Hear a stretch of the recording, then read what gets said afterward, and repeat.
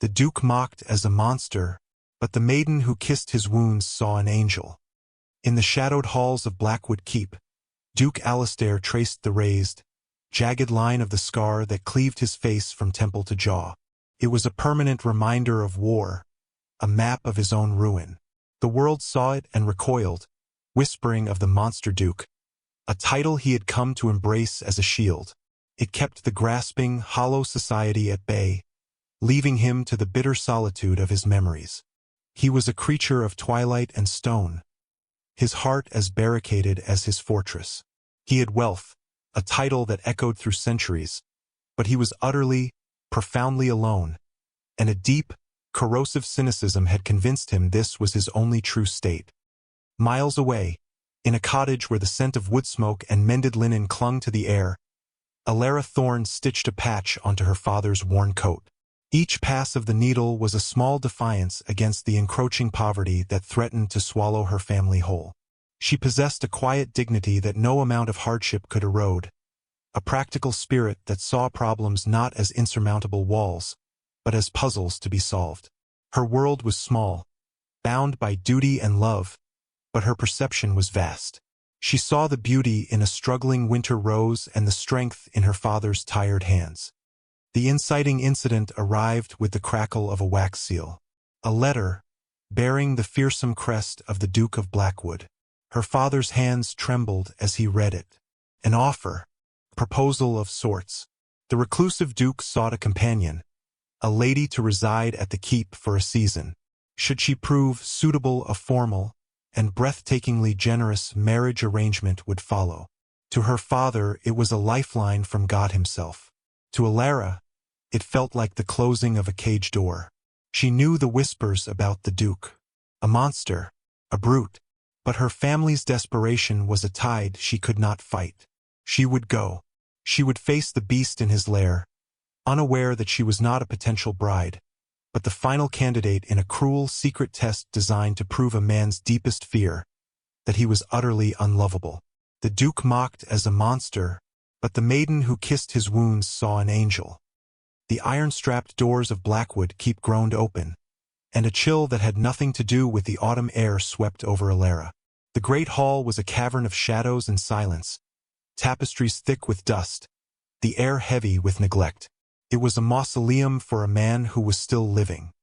He stood by the cold, cavernous fireplace, a silhouette against the gray light of a high window. As he turned, Alara's breath caught, not in fear, but in a pang of sharp, unexpected sympathy. The whispers had not lied about the scar. It was a brutal mark, pulling at his eye and twisting his mouth into a permanent sneer. But his eyes, beneath the intimidating brow, his eyes held a deep, glacial sorrow. They were the saddest eyes she had ever seen. Alastair watched her, his entire being coiled with tension. This was the moment. He had seen the others, the daughters of barons and earls, flinch, their polite masks slipping to reveal revulsion. He had orchestrated this confrontation, the harsh lighting, his stark reveal, to get it over with. He wanted to see her recoil. He needed it, for it would confirm everything he believed about the world and about himself. But Alara did not flinch. Her gaze met his, direct and unwavering. She took in the scar, the harsh set of his jaw, and then looked past it, into him. Her own struggles had taught her that the most fearsome wounds were often the ones no one could see. "Your Grace," she said, her voice calm and clear, breaking the oppressive silence. She curtsied, a simple, graceful gesture. Then she looked around the cavernous, cold hall. "The drafts in this hall are formidable. It is no wonder you are so grim." Alastair was thunderstruck. Not a gasp, not a flicker of fear, just a practical, almost impertinent observation about the chill. He had expected terror or pity, but she had given him pragmatism. This was not the reaction he had prepared for. The test had begun, and its subject was already rewriting all the rules. A flicker of something dangerously close to interest ignited in the frozen depths of his soul. He had wanted to confirm his monstrosity, but this woman, with her steady eyes and simple gray dress, had simply noted that he might be cold.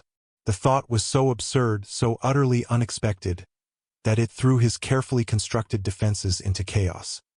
Days later, the heavens opened. A furious coastal storm descended upon Blackwood Keep, imprisoning them. Rain lashed against the ancient glass, and the wind howled like a legion of ghosts. For Alastair, the percussive crash of thunder was not weather. It was the echo of cannon fire, the sound that had heralded the moment his life and his face had been torn apart. The storm outside was nothing compared to the tempest in his mind. Alara found him in the library. He was not reading. He stood with his back to her, one hand gripping the high back of a leather chair, his knuckles a ridge of white bone. His whole body was rigid, a statue of pure tension. The formidable Duke was gone, and in his place was a man bracing against an invisible onslaught. She could feel the waves of torment rolling off him.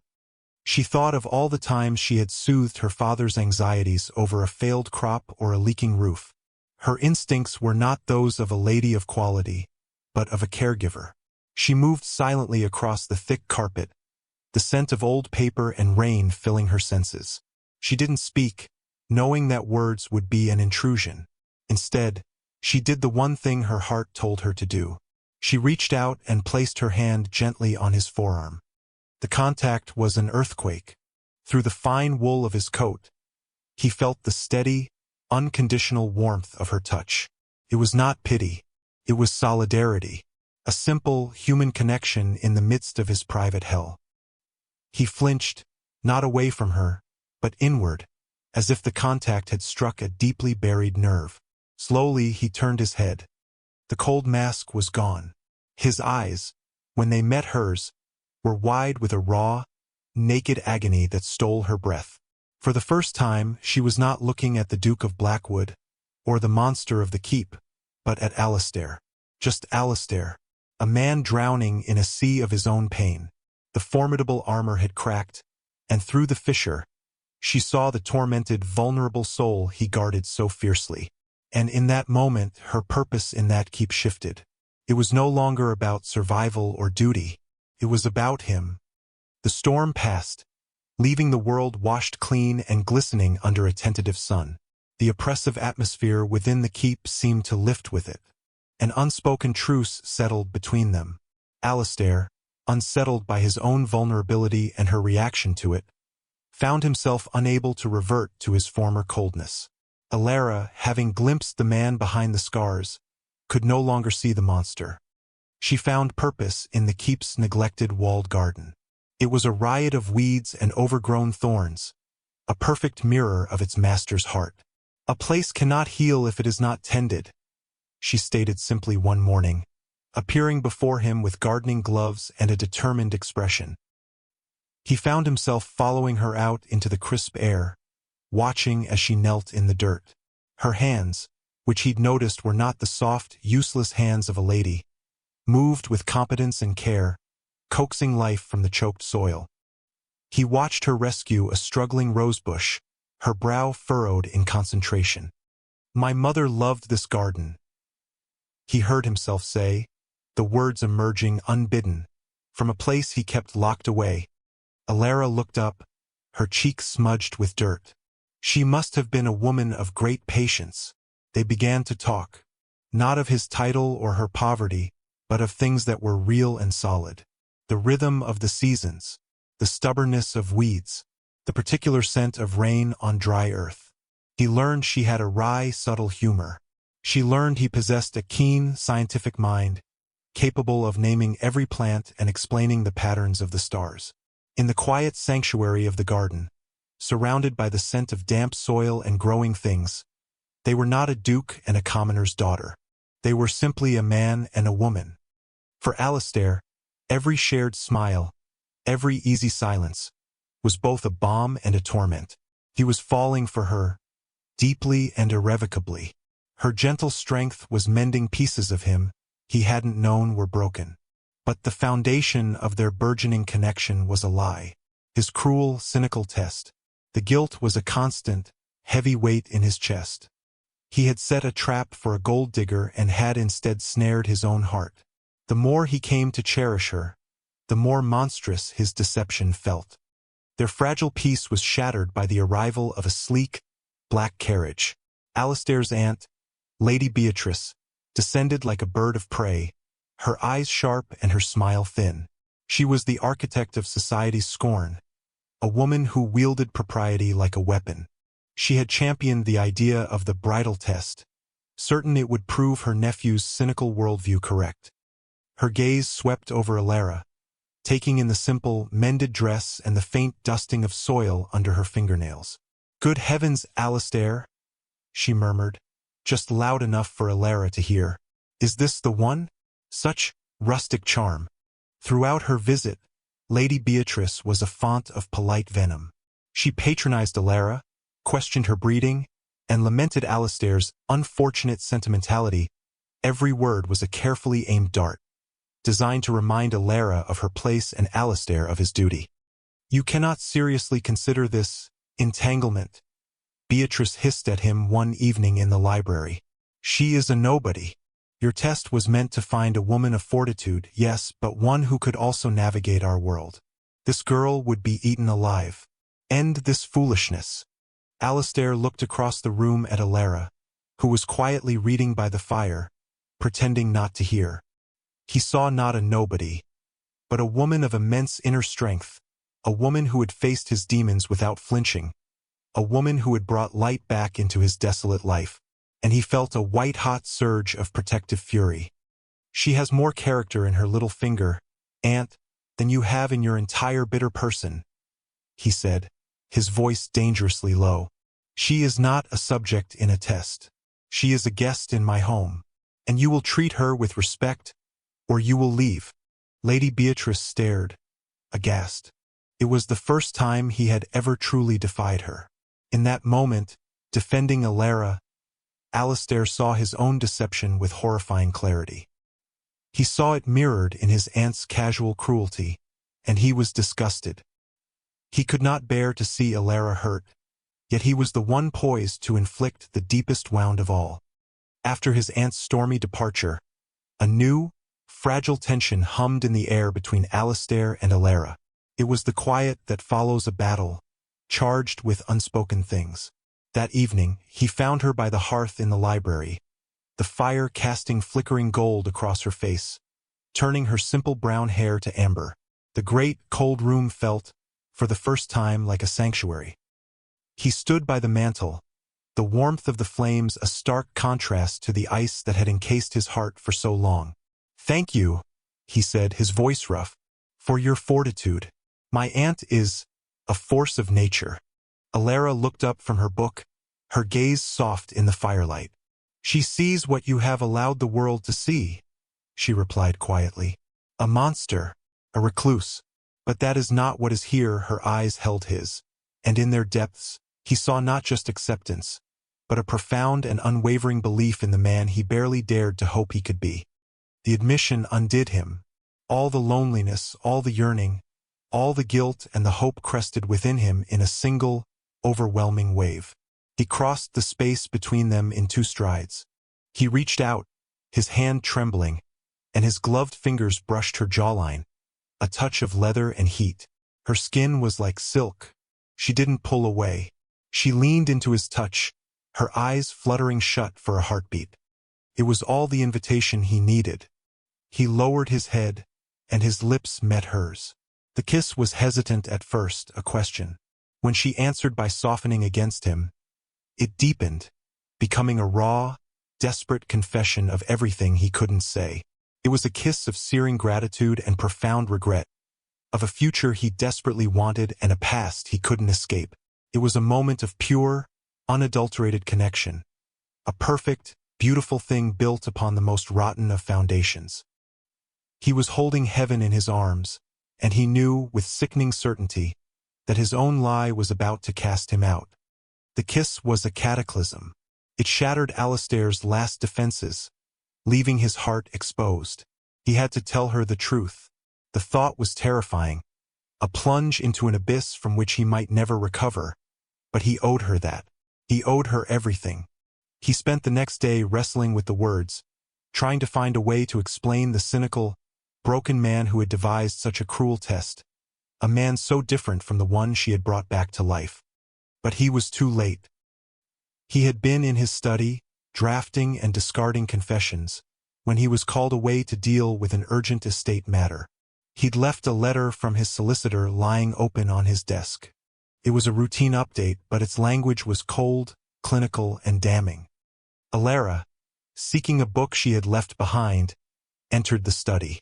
The letter caught her eye, his name linked with hers. Thinking it might be important, her gaze fell upon the page. The words leaped out at her, stark and brutal against the cream parchment. The final candidate for the bridal test has proven most resilient. Assess sincerity and fortitude in the face of the Duke's disfigurement.